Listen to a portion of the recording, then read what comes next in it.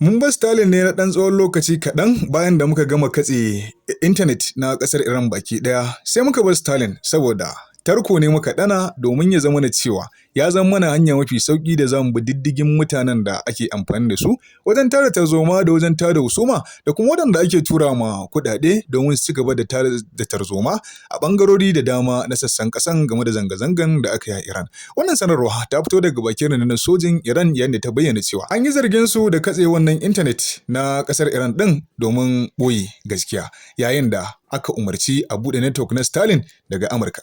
Bayan kuma an buɗe network na Stalin domin a farmaki Iran ɗin, to sai Iran ɗin ta yi amfani da wannan network na Stalin ɗin ta bi diddigin waɗanda suke ƙoƙarin tada husuma kuma ta yi nasarar cafke su a halin da ake ciki. Wannan al'amari ya ƙara jefa mutane a cikin zulumi ƙwarai da gaske, kuma abin yana ɗaukan wani sabon salo na yaƙi ta ɓangaren tsaro da fasaha, ma'ana cyber intelligence warfare da ke ƙara ƙarfi a duniya.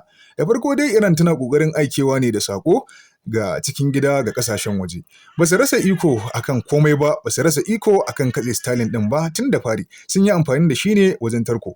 Fasahohin Stalin na waje kamar ita kanta Stalin din suna da cikakken kariya daga bangaren leƙen asiri da kuma irin wasu bayanai na sirri, amma duk da haka Iran din ta shiga ta katse shi kuma ta yi amfani da shi yadda take so.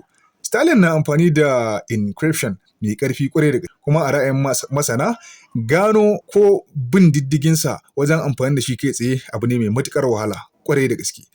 Za mu iya cewa hujja ga Iran wajen ƙara tsaurara dokoki na intanet da tsaro a ƙasarta ya ƙara ƙamari, ya kai wani mataki wanda duniya bata zaci hakan ba. Ko ikirarin da Iran ɗin take yi gaskiya ne ko kuma dabarar tsaro ne da kuma ƙoƙarin aikewa da saƙo wa duniya?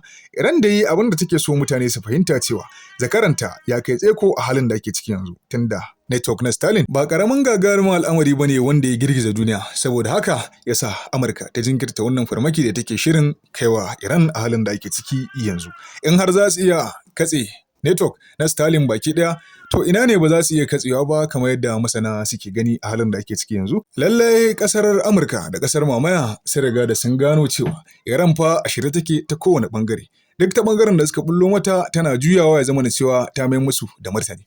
Amma duk da haka ba zai hana Iran ɗin ya zama da cewa ta kasance cikin shiri ba, domin a kowane lokaci Amurka dama kaɗan suke nema ya zama da cewa sun yi amfani da wannan daman akan Iran a halin da ake ciki yanzu. Amma ƴan uwa, ku yaya kuke gani? Shin kuna ganin wannan ya isa abin tsoratarwa da Amurka za ta jinkirta kai farmaki? Ko dai wannan al'amari ne dai kamar yadda aka saba na yau da kullum, kamar yadda Amurka take ganin Iran ɗin ba za ta iya tare wani gagarumin hari da ta shirya kai mata a halin da ake ciki yanzu ba? Ku faɗa mana ra'ayinku a comment section, kada ku manta kuma da sharing, like da comment. Wannan rahoto yana zuwa daga Hausa Global News.